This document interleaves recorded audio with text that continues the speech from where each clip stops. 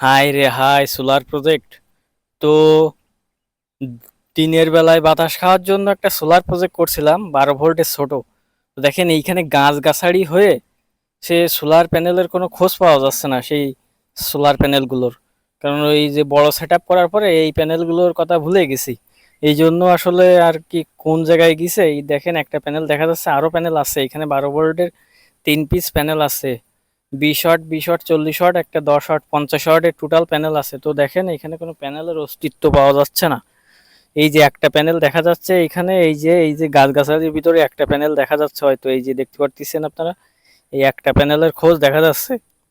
কি আর বলবো, সোলার দেখেন এই যে একটা প্যানেল হয়তো এখানে আছে। এই যে এইখানে একটা প্যানেল দেখা যাচ্ছে গাইস, দেখেন কি অবস্থা। তো এই যে একটা প্যানেল এখানে আছে, আরো প্যানেল আছে এখানে। টোটাল এখানে 3 পিস প্যানেল আছে। এই যে একটা প্যানেল বেরোয় আইছে, একটা প্যানেল বেরোয় আইছে। তো আচ্ছা, একটা প্যানেলের খোঁজ পাইছি, তো একা একা ভিডিও করতেছি তো এর জন্য প্রবলেম হচ্ছে। দেখেন আরে শালা, সব প্যানেলের কি অবস্থা, মাটির ভিতরে চলে গেছে সব সোলার মোলার। সো এইখানে কেবলগুলো কেটে দিতে হবে,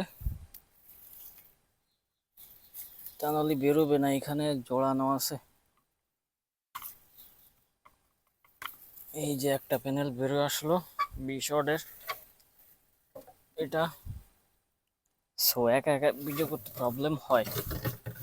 মনে করেন যে একটা ক্যামেরা স্ট্যান্ড আছে, তো এই জন্য আর কি ভিডিও সহজ হয়।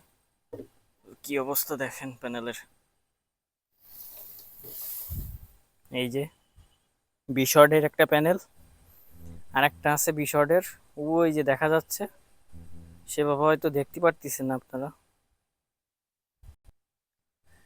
এই যে আর একটা প্যানেল। এইসব খুব রিক্স, এর ভিতরে সাপ পোক থাকে বেশিরভাগের। ঠিক আছে, তলে সাপ পোক আছে কিনা আগে দেখে নি। না কিছু নাই, শামুক ভাঙা ঠাঙা আবার এসব তো সাপে করে। তো এই যে আর একটা প্যানেল, এই একটা আর এই একটা, দুইটা বের করলাম। আর একটা আছে 10 ওয়াটের।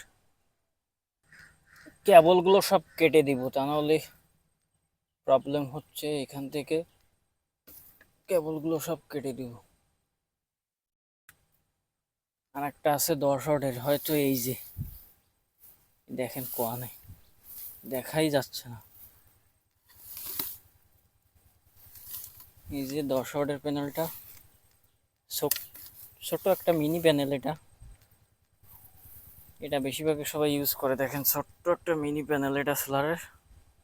এটা 10 ওয়াটের একটা প্যানেল, ঠিক আছে। সো দেখেন কি অবস্থা, সব একদম এলোমেলো হয়ে গেছে।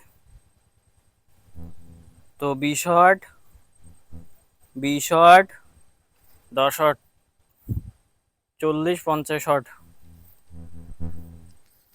তো এখন পরিষ্কার করতে হবে এসবগুলো। পরিষ্কার করার পরে আবার এগেইন সেট করব, দেখি। আচ্ছা, এই যে আনাজ কানাজ থেকে বের করে নিয়ে আসলাম, এখন এই অবস্থা। এগুলো কিন্তু আউটপুট দেবে, কোনো প্রবলেম নাই। ফ্যান চালানো যায়, লাইট জ্বালানো যায়, ঠিক আছে। ফ্যানও চালানো যায়, লাইটও জ্বালাতে পারবেন। এই যে অবস্থা।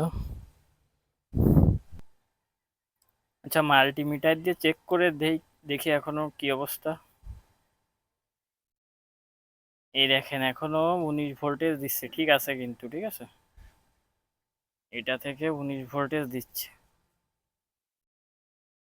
এখানে দেখেন। আচ্ছা, লাল কালারটা উল্টো ধরি।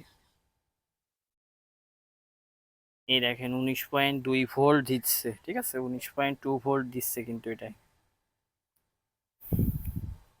আর এই যে 10 ওয়াটেরটায়, এটা কি অবস্থা দেখি। এটাও কিন্তু 17, 18 ভোল্ট দিচ্ছে এখানে দেখেন। 10 ওয়াটেরটাও কিন্তু 18 ভোল্ট দিচ্ছে, 19 ভোল্ট দিচ্ছে এই 10 ওয়াটের প্যানেল থেকে। ঠিক আছে। আচ্ছা, এম্পিয়ারটা চেক করে দেখি কি অবস্থা, এম্পিয়ার আছে কিনা। কোনো এম্পিয়ার না থাকলে তো কাজে লাগে না কোনো।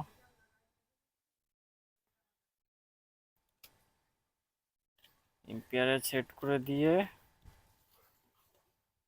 মিটারটা একটু প্রবলেম করতেছে। আচ্ছা, এম্পিয়ারে সেট করে দিয়ে এখানে দিয়ে দেখবো কি অবস্থা। এম্পিয়ারও কিন্তু আসতেছে এইটা থেকে।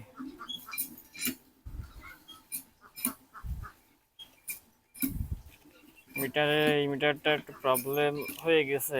আর একটা আছে, তো সেটা এখন বের করা সম্ভব না। দেখেন, এম্পিয়ার কিন্তু দিচ্ছে আপনার 1.5, 2 এম্পিয়ার এরকম একটা এম্পিয়ার দিচ্ছিল। ঠিক আছে, তার মানে ওকে আছে।